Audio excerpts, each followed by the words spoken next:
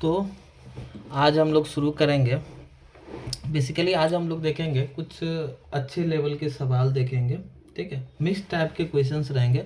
Basically हमारा जो focus रहेगा इस वीडियो में वो लीनियर इक्वेशन इन टू वेरिएबल, ठीक है, उस पर कैसे कैसे सवाल बनते हैं, पहले उनके हम कंसेप्ट्स को देखेंगे, फिर हम लोग थोड़े से क्वाड्रेटिक के भी क्वेश्चंस करेंगे, ठीक है। और अच्छे तरीके से आप देखिएगा वीडियो को, आपको समझ में आएगा। बेसिकली हम लोग इसको बेसिक से लेके चलेंगे और एडवांस तक लेके जाएंगे, देखेंगे कैसे कैसे सवाल इसमें बनते हैं। 1 नंबर के सवाल किस तरीके से पूछे जाते हैं, 2 नंबर के सवाल किस तरीके से पूछे जाते हैं, और 3 मार्क्स के सवाल किस तरीके से इस चैप्टर से पूछे जाते हैं। तो बेसिकली हम लोग उसके बारे में चर्चा करेंगे, ठीक है। जैसे देखिए हम लोग डिस्कस करते हैं, पहले हम लोग डिस्कस करते हैं लीनियर इक्वेशन इन टू वेरिएबल। लीनियर इक्वेशन इन टू वेरिएबल्स बहुत अच्छा चैप्टर है।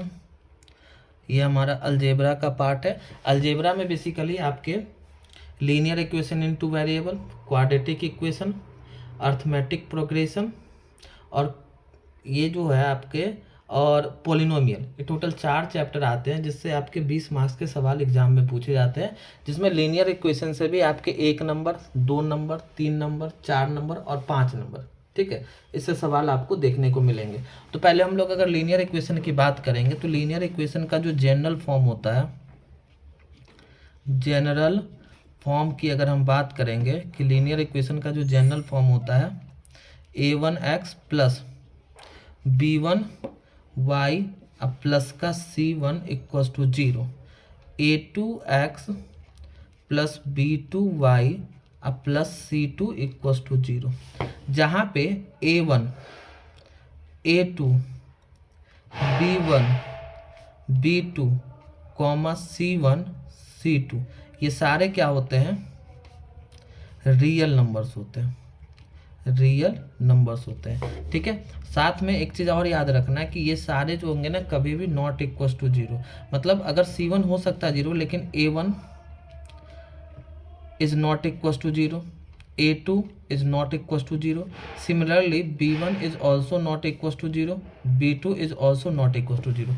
क्योंकि अगर a1 b1 a2 b2 अगर ये सब 0 हो जाएगा तो हम क्या करेंगे, यहाँ से हमारा जो लीनियर इक्वेशन है वो 1 वेरिएबल में कन्वर्ट हो जाएगा, ठीक है। इसके बाद अगर हम इसके सॉल्यूशन की बात करेंगे कि अगर हमें 2 इक्वेशन दिया हुआ है तो उसको किस तरीके से हम सॉल्यूशन कर सकते हैं। मतलब अगर हमें लीनियर इक्वेशन इन 2 वेरिएबल दिया है और इससे हमको क्या करना है, फाइंड वैल्यू करना है, वैल्यू निकालना है। तो वैल्यू निकालने के लिए हमारे पास 2 मेथड आते हैं। एक होता है कि हम इसको ग्राफिकली देखेंगे, graphically by the help of graph we are able to find the value of linear equation in two variable, and the another one is algebraic method। दूसरा क्या हो गया, अल्जेब्रिक मेथड की मदद से हम इसको सॉल्यूशन करते हैं। अल्जेब्रिक मेथड में भी 2 मेथड आता है आपका, एक हो गया एलिमिनेशन और the another one is by substitution,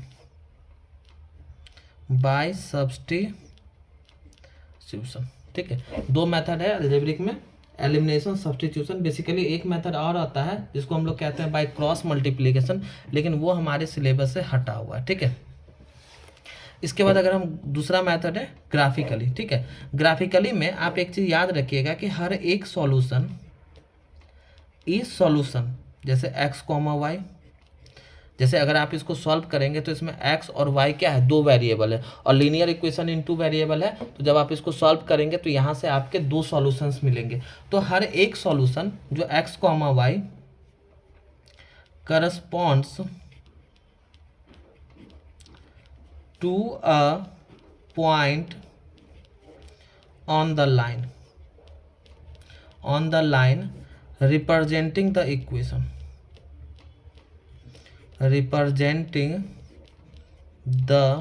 equation, and vice versa. मतलब समझिएगा क्या बोल रहा है कि जैसे आपको लीनियर इक्वेशन इन 2 वेरिएबल दिया है तो उसमें हर एक इक्वेशन, दोनों इक्वेशन को सॉल्व करके जो हमें x और y का वैल्यू आएगा उसी को हम लोग सॉल्यूशन कहते हैं। और ये सॉल्यूशन एक पॉइंट को रिप्रेजेंट करेगा और हर एक लीनियर इक्वेशन के हर एक इक्वेशन एक लाइन को रिप्रेजेंट करेगा, और वो जो पॉइंट आएगा, जो ये पॉइंट आएगा, वो उसी इक्वेशन पे लाई करेगा। ठीक है, उसी इक्वेशन पे लाई करेगा। अब हम लोग थोड़ा सा ग्राफिकल रिप्रेजेंटेशन के बारे में पढ़ते हैं, ध्यान से देखिएगा।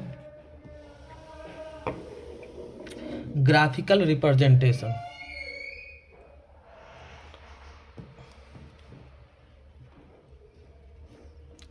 ग्राफिकल रिप्रेजेंटेशन, ग्राफिकल रिप्रेजेंटेशन कि अगर हम बात करेंगे तो ग्राफिकली हम इसको कैसे सॉल्व करते हैं। जैसे हमारे पास दो इक्वेशन दिया, a1x plus b1y plus c1 equals to 0, a2x plus b2y plus का c2 इक्वल्स टू 0। समझिएगा, ये हमारे क्या हो गया, पेयर ऑफ लाइंस। मान लीजिए लाइन L1 को रिप्रेजेंट कर रहा है, ये लाइन L2 को रिप्रेजेंट कर रहा है। आप इस तरीके से क्या करेंगे, कार्टेशियन कोऑर्डिनेट सिस्टम बनाएंगे, X O X dash, Y O Y dash. अब इस कार्टेशियन कोऑर्डिनेट सिस्टम में आप दोनों लाइन को किस तरीके से रिप्रेजेंट करेंगे, तो वो डिपेंड करेगा कि आप यहाँ से वैल्यू निकालो और इक्वेशन को सेटिस्फाई करो। ठीक है, तो उसके लिए हम देखेंगे, देखिए कुछ आपको इसमें बात है जो आपको याद रखना है। जैसे अगर हमको पेयर ऑफ लाइंस दिया हुआ है, ठीक है, पहला आपको याद रखना है क्या, आप इसके रेशियो को कंपेयर करो, a1/a2 equals to b1/b2 is not equals to c1/c2। जैसे ही आप इसके कॉफिशिएंट को, रेशियो को कंपेयर कर रहे हैं, जिसमें a1/a2 बराबर है b1/b2 को, लेकिन ये c1/c2 के बराबर नहीं है, तो ये जो हमारा इक्वेशन होगा इसका नो सॉल्यूशन होगा। क्या होगा, नॉन सॉल्यूशन, मतलब दैट इज हम क्या कहेंगे, इनकंसिस्टेंट, इनकंसिस्टेंट। और ग्राफिकल रिप्रेजेंटेशन में देखेंगे तो ये पैरेलल लाइंस होगा, पैरेलल लाइंस। ठीक है, फिर से सुनिएगा, जैसे हमें दो इक्वेशन दिया है, दोनों के हम लोग क्या करेंगे, कॉफिशिएंट के रेशियो को कंपेयर करेंगे, कंपेयर द रेशियो। तो अगर हमें a1/a2 equals to b1/b2 not equals to c1/c2 आ रहा है, तो एल्जेब्रिकली अगर हम देखेंगे तो इस इक्वेशन का कोई भी सॉल्यूशन नहीं आएगा। मतलब एक्स और वाई का जो वैल्यू होगा वो अनडिफाइंड होगा, मतलब इनकंसिस्टेंट होगा। देखिए दो सिस्टम ऑफ इक्वेशन होता है, कंसिस्टेंट और इनकंसिस्टेंट। कंसिस्टेंट कहने का मतलब कि एटलीस्ट वन सॉल्यूशन भी आएगा, लेकिन इनकंसिस्टेंट कहने का मतलब नो सॉल्यूशन हो जाएगा।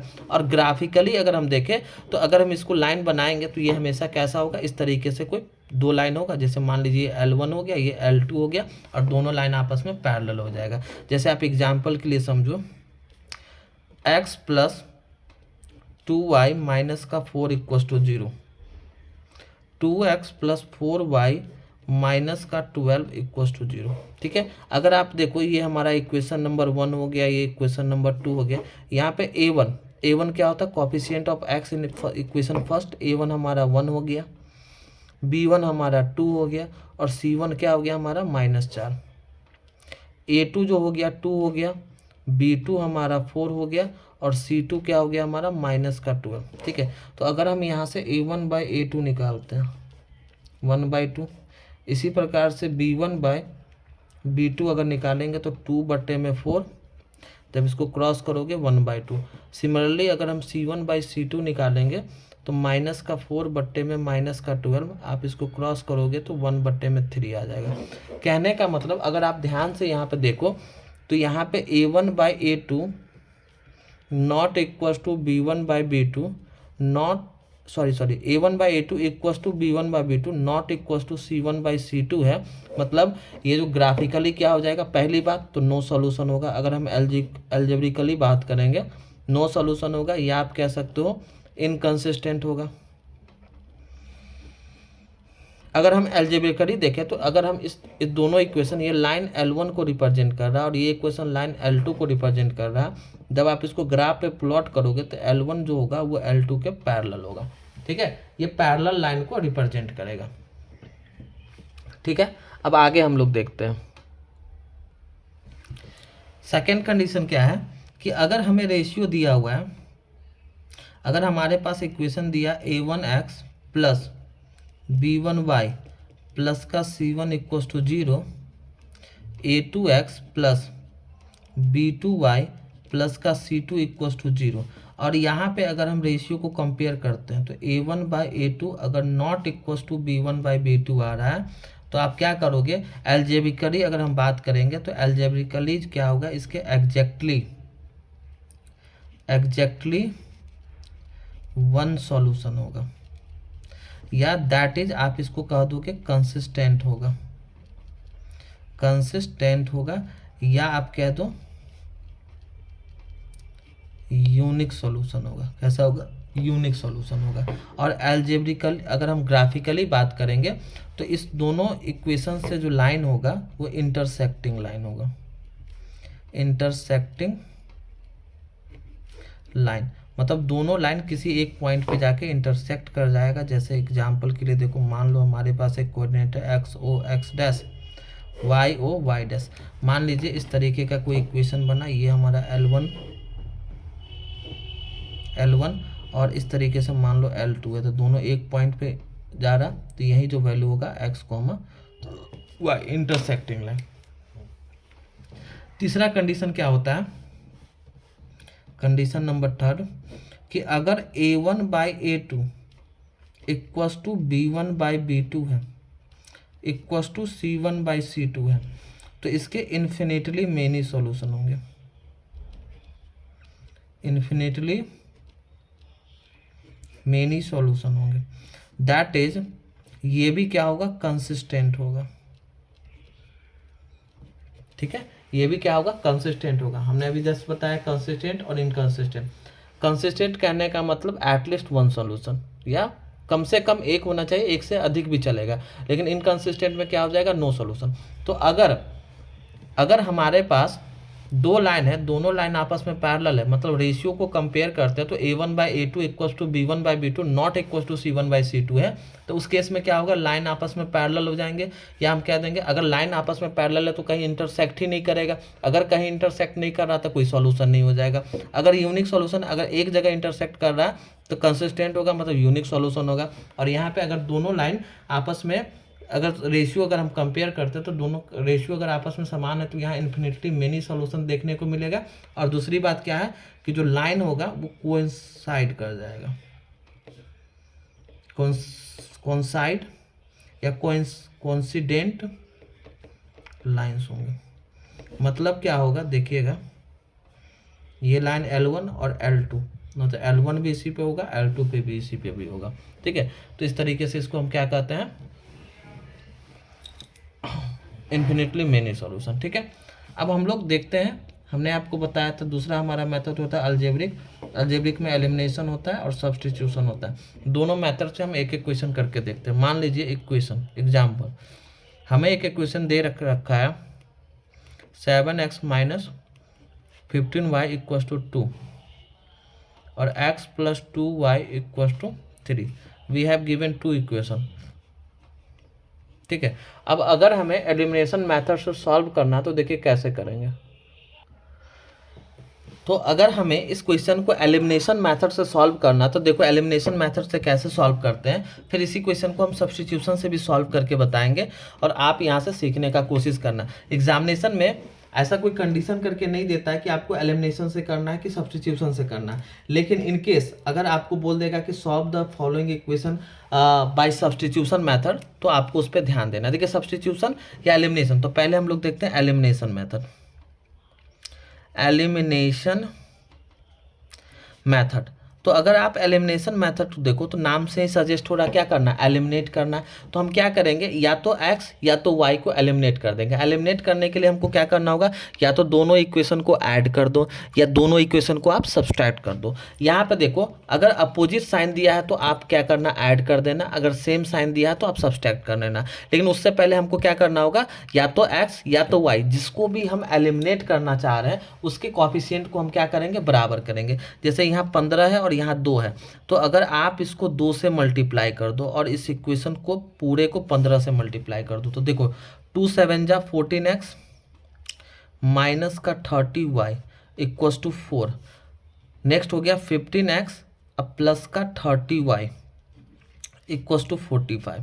अब अगर इस दोनों इक्वेशन को अगर आप ऐड कर देते हो तो देखिए 30y कट गया, 14 और 25 तो 29x इक्वस टू 49। तो x इक्वस टू आपका क्या हो गया 49/29। ठीक है, x इक्वस टू 49/29। जब हम इसी x के वैल्यू को इक्वेशन 1 या इक्वेशन 2 दोनों में से किसी एक में डाल देते हैं, now put the value of equation 1 और 2 किसी में डाल दो तो y का वैल्यू देखो हम 1 में ही 2 में डालते हैं तो 2 में क्या हो जाएगा x का वैल्यू 49/29 प्लस का 2y इक्वस टू 3। तो इसको कांस्टेंट वाले को उधर कर दो तो 2y equals to 3 minus 49/29। 2y equals to यहाँ एलसीएम ले लो 29, 3 9 जा 27 कैरी टू 87 और माइनस का 49। तो 2y इक्वस टू 17 में से 9 जाएगा, आप इसको घटा के देखो 17 में से 9 गया 8, यू के 7 में से 4 गया 3 बट्टे में 29 और इस 2 से अगर इसको आप काटते हो तो 19, y इक्वस टू 19/29। ये हो गया हमारा एलिमिनेशन मेथड। जब इसी क्वेश्चन को अगर हम क्रॉस मल्टीप्लिकेशन के मेथड से करेंगे तो देखिए क्रॉस मल्टीप्लिकेशन से इक्वेशन कैसे बनेगा, सॉरी क्रॉस नहीं, अगर इसको हम सब्स्टिट्यूशन से करते हैं, सब्स्टिट्यूशन तो किस तरीके से करेंगे। देखिए सब्स्टिट्यूशन मेथड में क्या होता है, बेसिकली आपको क्या करना है, दोनों इक्वेशन को देखो, दोनों इक्वेशन में से किसी एक इक्वेशन को पकड़ के और वहां से क्या करो आप y का वैल्यू निकाल लो। मान लो हम इक्वेशन 2 ले लेते हैं, फ्रॉम इक्वेशन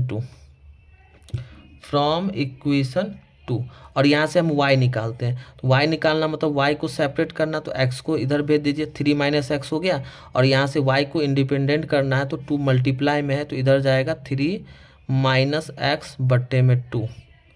अब हमारा y का वैल्यू आ गया। अब हम क्या करेंगे, इस y के वैल्यू को इक्वेशन 1 में पुट करेंगे। ठीक है, पुट या substitute, put the value of y in equation first 7x minus 15, y का value 3 minus X upon 2 equals to 2। अब देखो ये linear equation in one variable में कन्वर्ट हो गया, जो कक्षा 7वीं 8वीं में आप पढ़े होंगे। ठीक है, अब देखो इसको सॉल्व करेंगे हम कैसे, 7x 15 को अंदर डाल दो, 15 3 जा 45 और माइनस का 15x अपॉन 2 इक्वस टू 2। ठीक है, अब यहाँ पे नीचे 1 है, एलसीएम ले लो, 2 1 का एलसीएम 2 हो जाएगा, 2 7 जा 14x माइनस 45 माइनस का 15x इक्वस टू 2, क्रॉस कर दो, पहले यहाँ ब्रैकेट को तोड़ो तो 14x माइनस का 45 और minus minus plus 15x equals to 2 2 जा 4, 14x और 15x ये क्या हो जाएगा हमारा 29x equals to 4 plus 45, 29x equals to 49, तो x इक्वस टू क्या हो जाएगा हमारा 49/29। देखिए सेम वैल्यू आया। और अगर हमको y निकालना है तो पुट कर देंगे, put the value of x in equation 1 या 2 किसी में डाल देंगे तो यहाँ से आपको क्या आ जाएगा y का वैल्यू आ जाएगा। तो जनरली हमें इस तरीके से लीनियर इक्वेशन में इससे ज़्यादा कंसेप्ट नहीं है। अब हम लोग कुछ क्वेश्चंस को देख लेते हैं जो कि बहुत इंपॉर्टेंट क्वेश्चंस है। कुछ क्वेश्चंस हम आपके लिए लेके आए हैं जो बहुत अच्छे लेवल के सवाल है, तो उस क्वेश्चन के बारे में हम लोग डिस्कस करते हैं। और बेसिकली हमें ये कॉन्सेप्ट को ध्यान रखना ताकि क्वेश्चन बनाने में आसानी हो। ठीक है, कि हम लोग अलजेब्रिकली किस तरीके से देखते हैं, ठीक है, और ग्राफिकली किस तरीके से देखते हैं। ग्राफिकली से एक क्वेश्चन आता है, ये कंफर्म है, आप ध्यान से उसको देखना। ठीक है, तो चलो हम लोग क्वेश्चन देखते हैं। अब देखो स्क्रीन पे आपके सामने एक क्वेश्चन है, क्वेश्चन को ध्यान से पढ़ो। और इसमें बोल क्या रहा है कि आपको k का वैल्यू निकालना है। पहले आप वीडियो को पॉज करो, वीडियो को पॉज करके क्वेश्चन को ध्यान से पढ़ो। ध्यान से पढ़ने के बाद आप देखो कि अगर आप क्वेश्चन बना सकते हो तो try yourself to make the questions, otherwise आप वीडियो को कंटिन्यू करके देखो और सीखने का कोशिश करो। तो देखो इस क्वेश्चन में क्या बोला है कि फाइंड द वैल्यू ऑफ के, आपको के का वैल्यू निकालना है, जिसके लिए क्या बोला, सिस्टम ऑफ लीनियर इक्वेशन। आपको दो इक्वेशन दिया हुआ है, ठीक है, और इस दोनों इक्वेशन के इन्फिनिटली मेनी सॉल्यूशन है। तो यहाँ से कंसेप्ट क्या कहता है, अभी जस्ट हमने आपको बताया कि अगर हमारे पास दो इक्वेशन गिवन है और दोनों इक्वेशन का इन्फिनिटली मेनी सॉल्यूशन है, तो इन्फिनिटली मेनी सॉल्यूशन के केस में क्या था, हमने आपको बताया था कि अगर इन्फिनिटली मेनी सॉल्यूशन है तो उसके लिए क्या हो जाएगा, आपका रिप्रेजेंटेशन क्या कहता है कि अगर हमारे पास दो इक्वेशन दिया हुआ है और दोनों का इन्फिनिटली मेनी सॉल्यूशन है, तो कॉन्सेप्ट क्या कहता है कि a1 बट्टे में a2 इक्वल्स टू b1 बट्टे में b2 इक्वल्स टू c1 बट्टे में c2, ठीक है। यही था इन्फिनिटली मेनी सॉल्यूशन का मतलब। इन्फिनिटली मेनी सॉल्यूशन भी क्या होता है, कंसिस्टेंट होता है। दूसरी बात, कोइंसिडेंस लाइन होता है, मतलब इस दोनों इक्वेशन का जो लाइन होगा वो एक दूसरे के ऊपर इस तरीके से कोइंसाइड कर जाएगा। बात समझ में आया? तो आप देखो इक्वेशन को लिखो, इक्वेशन को लिखेंगे कैसे, तो 6x + y माइनस का 3k इक्वल्स टू 0, ये हमारा पहला इक्वेशन हो गया। 36x प्लस का 6y माइनस का 3 इक्वल्स टू 0, ये हमारा सेकेंड इक्वेशन हो गया। यहाँ से हमने क्या किया, RHS को 0 कर लिया। अब देखो a1 मतलब coefficient of x in first equation 6 हो गया, b1 हमारा क्या हो जाएगा 1 हो जाएगा, और c1 हमारा क्या हो जाएगा माइनस का 3k। इसी प्रकार से अगर हम a2 की बात करेंगे तो 36, b2 क्या हो जाएगा हमारा 6, और C2 क्या हो जाएगा हमारा माइनस का 3। तो इन्फिनिटली सॉल्यूशन है, तो a1 बटे में a2 इक्वल्स टू b1 बटे में b2 इक्वल्स टू c1 बटे में c2, ठीक है। तो a1 बटे में a2 मतलब 6/36 equals to 1/6 equals to minus का 3k अपॉन माइनस का 3, ठीक है। अब देखो हमें k का वैल्यू निकालना है, तो कोई भी दो को इक्वल करके हम k निकाल सकते हैं। मान लो मैं इसी दोनों को इक्वल कर देते हैं, ठीक है। तो 1/6 इक्वल्स टू माइनस का 3k अपॉन माइनस का 3, इस माइनस से माइनस को काट दो और 3 से 3 भी कट गया, तो k का वैल्यू क्या आ गया 1/6।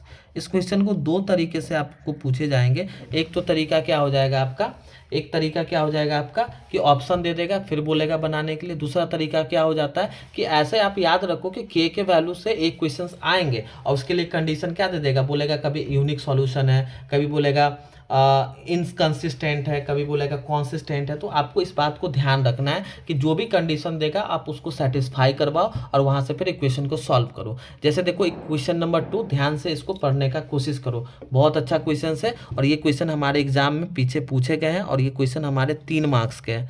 ये आपके एग्जाम में 3 मार्क्स के क्वेश्चन है, ठीक है। बहुत इंपॉर्टेंट क्वेश्चन है। आप इस वीडियो को पॉज करो और क्वेश्चन को सावधानी पूर्वक पढ़ो। देखो तो इस क्वेश्चन में क्या बोला, ठीक है, the students of a class are made to stands equally in rows, ठीक है।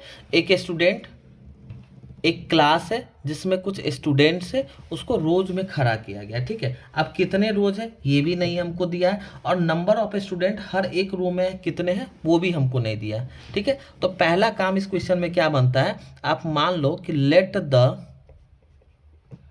आप नंबर ऑफ रोज को x मान लो और and the number of students, the number of students in each row by। हमने क्या माना कि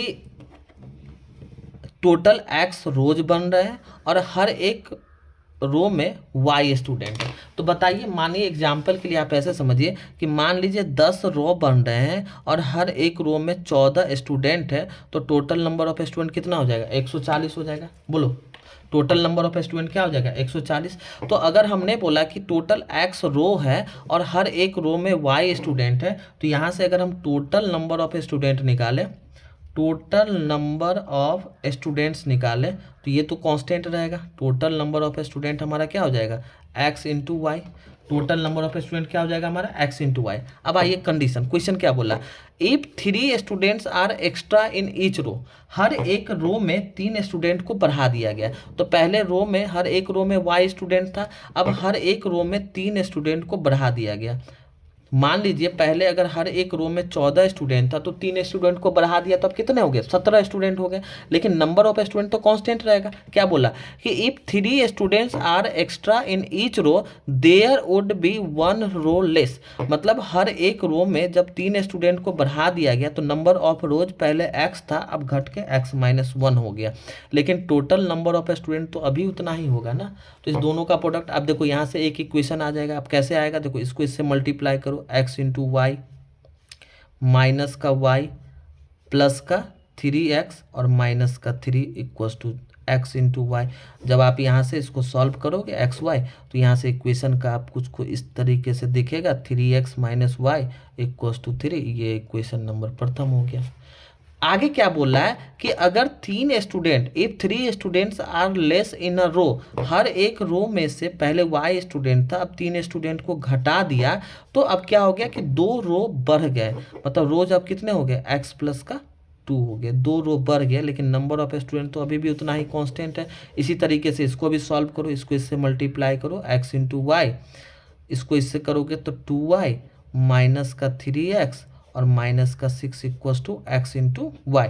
आप इसको कट कर दो तो आपका इक्वेशन क्या बनता है, माइनस का 3x प्लस का 2y इक्वल्स टू माइनस का 6। ठीक है, आप माइनस कॉमन लेके हटा दो, जब माइनस आप कॉमन ले लोगे तो क्या बच जाएगा, 3x minus 2y equals to minus का 6। जब माइनस से माइनस को क्रॉस कर दोगे तो 3x माइनस का 2y इक्वल्स टू 6। ये इक्वेशन नंबर हमारा सेकेंड हो गया। और आप इस इक्वेशन और इस इक्वेशन को सॉल्व करते हो तो आपको क्या हो जाएगा, x और y का वैल्यू आ जाएगा, जिससे आपको पता चल जाएगा कि टोटल नंबर ऑफ कितने स्टूडेंट है। तो जैसे ही x और y का वैल्यू आ गया, आप इस इक्वेशन में यहाँ पे x इंटू वाई डाल दो तो यहाँ से आपको क्या हो जाएगा, टोटल नंबर ऑफ स्टूडेंट्स पता चल जाएगा।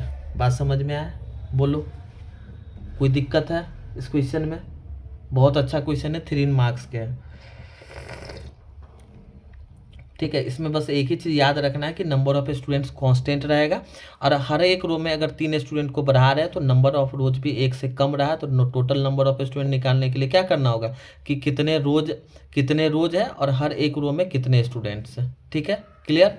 चलो हम लोग आगे देखते हैं नेक्स्ट क्वेश्चन। तो हम लोग नेक्स्ट क्वेश्चन को देखते हैं। देखिए इसमें क्या बोला है, ध्यान से पढ़िए क्वेश्चन को। The sum of two numbers is 1000 and difference between their square is इतना। ठीक है, आपको दो नंबर का सम दिया है 1000 है और उन दोनों नंबर के स्क्वायर का डिफरेंस 2,56,000 है। तो आपको नंबर्स निकालना है। तो आप याद रखेंगे जब भी डिफरेंस देगा, और देखिए दो नंबर का डिफरेंस पॉजिटिव आ रहा है, इसका मतलब क्या हो गया, एक को लार्जर मानो दूसरे को स्मॉलर मानो। आप क्या करो, मान लो let the larger number be X and smaller number be Y. हमने क्या किया, लार्जर नंबर को x माना, स्मॉलर नंबर को y माना। अब आ जाते हैं अकॉर्डिंग टू क्वेश्चन, दिया क्या हुआ है। तो बोल रहा है sum of to number is 1000, मतलब ये लार्जर नंबर और ये स्मॉलर नंबर, इन दोनों नंबर का जो सम है वो कितना है, 1000 है। यहाँ से हमारा प्रथम इक्वेशन बन गया। ठीक है, अब आगे देखो, and the difference between their square, उनके स्क्वायर का डिफरेंस मतलब X square minus Y square, ये आपको 256,000 है। ठीक है, अब यहाँ ध्यान से देखो इस इक्वेशन में, यहाँ पे 1 वेरिएबल डिग्री 1 है, यहाँ डिग्री 2 है। डिग्री मतलब क्या होता है, पावर होता है इक्वेशन का। तो इसको हम तोड़ेंगे, तो इसके लिए हम फार्मूला आपको पता होगा कि ए स्क्वायर माइनस बी स्क्वायर को ए प्लस बी इंटू ए माइनस बी लिखते हैं। ठीक है, तो इसको हम लिख सकते हैं X plus Y into X minus Y equals to 256,000। अब देखो ये करने से क्या आ गया, ये करने से क्या आ गया कि हमें x प्लस वाई का वैल्यू पता है, तो हम यहाँ पे डाल देंगे x प्लस वाई का value 1000 multiply x minus Y equals to 256,000। अब इसको उधर भेजो तो देखो 30 से 30 कट गया, मतलब x minus Y equals to 256 आ गया। This is our equation number second. अब हम क्या करेंगे, दोनों इक्वेशन को सॉल्व कर देंगे। आपको एलिमिनेशन लगाना है, एलिमिनेशन लगाओ, क्रॉस मल्टीप्लिकेशन लगाना है, वो तो खैर सिलेबस से हटा ही हुआ है, सॉरी, आप उसका यूज भी नहीं करना। आपको एलिमिनेशन लगाना है, एलिमिनेशन लगाओ, आपको सब्स्टिट्यूशन लगाना है, सब्स्टिट्यूशन लगाओ और वैल्यू फाइंड करो। लेकिन हम यहाँ पे एलिमिनेशन का यूज करेंगे, वो हमारे लिए ज़्यादा इजी होगा और कंफर्ट भी होगा, क्योंकि यहाँ पे क्या है, कॉफिशिएंट आपस में बराबर है 256। ये हमारा इक्वेशन नंबर फर्स्ट हो गया और this is our equation number second. जब दोनों इक्वेशन को हम ऐड करेंगे तो देखो y कट जाएगा, तो 2x इक्वस टू 1256, तो x इक्वस टू कितना आ जाएगा आपका 6, 2 2 जा 4, 2 3 जा 6, 2 8 जा 16, 628। अब क्या करेंगे, पुट कर देंगे, put the value of x in equation 1 में डाल दो। तो यहाँ पर देखो 628 प्लस का y equals to 1000, y equals to 1000 minus 628। जब आप इसको सब्सट्रैक्ट करोगे तो देखो 10 में से 2 जाएगा 8, ये 9 में से 2 जाएगा 7 और ये 9 में से 6 गया 3। तो यहाँ से लिखेंगे therefore x equals to 628 and y equals to 378। ठीक है, तो ये हमारे क्या हो गया, क्वेश्चन के आंसर हो गए। चलिए तो अगले प्रश्न को देखते हैं और ध्यान से पढ़ेंगे। क्या बोल रहा है अगला प्रश्न कि the sum of the digit of a 2 digit number. अब देखो जब भी आपको ऐसे क्वेश्चन आए जिसमें बोलेगा कि 2 डिजिट का नंबर है, तो आप इसको समझो पहले 2 डिजिट का नंबर है। एग्जाम्पल के तौर पे यहाँ हम आपको समझा रहे हैं, मान लीजिए हमारे पास एक 2 डिजिट का नंबर 53 है, तो ये हमारे 1s प्लेस पे और ये 10s प्लेस पे। क्या हम इसको लिख सकते हैं 5 मल्टीप्लाई 10 प्लस 3। ठीक है, तो जब भी हमको 2 डिजिट के नंबर वाले कंसेप्ट आएंगे तो हम थोड़ा सा इस तरीके से सोचेंगे उसमें और कैसे निकलेंगे। लेकिन एक चीज़ और देखिए, जब बोलेगा ऑन रिवर्सिंग द डिजिट, जैसे हम इसके डिजिट को रिवर्स कर देंगे, नंबर हमारा 35 हो गया, मतलब 3 मल्टीप्लाई 10 अब प्लस का 5। तो यहाँ पे अगर आप देखें बोल रहा sum of the digit of a 2 digit number is 12। तो पहला काम क्या बन रहा है, हम मान लेंगे कि लेट टेंस डिजिट को हम x मान लेंगे एंड यूनिट्स डिजिट को हम y मान लेंगे। Clear.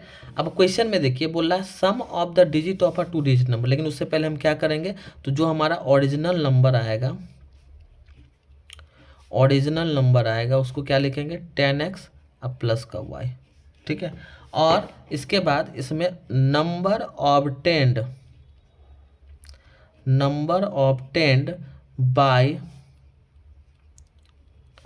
Reversing the digits, number obtained by reversing the digit, मतलब जब हम डिजिट को रिवर्स करेंगे तो जो नंबर ऑब्टेन्ड होगा तो क्या हो जाएगा, जब डिजिट को रिवर्स किए तो देखिए यहाँ पे ये टेंस प्लेस पे था, ये यूनिट प्लेस पे था, जैसे हमने डिजिट को रिवर्स किया ये यूनिट प्लेस, ये टेंस प्लेस पे आ गया, ये यूनिट प्लेस। तो अब जो 10 से मल्टीप्लाई होगा वो इसका होगा, मतलब हमारा क्या हो जाएगा ये 10y प्लस का x। ठीक है, अब आ जाइए क्वेश्चन पे। अकॉर्डिंग टू क्वेश्चन क्या बोला, तो सम, ये जब भी 2 डिजिट के कॉन्सेप्ट देंगे, 2 डिजिट के कॉन्सेप्ट पे बेस अगर क्वेश्चन होगा तो आपको हमेशा ये स्टेप करना ही है, इसके बाद ही हम आगे के बारे में देखेंगे। तो आपको देखो क्वेश्चन क्या बोला, sum of the digit of a 2 digit number is 12। एक 2 डिजिट का नंबर है जिसमें दोनों डिजिट का सम आपको 12 दे रखा है। इसके बाद बोला नंबर ऑब्टेन्ड बाय इंटरचेंजिंग इस डिजिट एक्सीड करने का मतलब क्या होता है, बढ़ जाना। तो number obtained by interchanging it's digit exceed the given number by 18। जैसे ही हम डिजिट को एक्सटेंड किए, एक्सचेंज करने के बाद जो हमें नंबर ऑब्टेन्ड हुआ वो क्या है, जो ओरिजिनल नंबर है 10x प्लस वाई उससे 18 अधिक हो।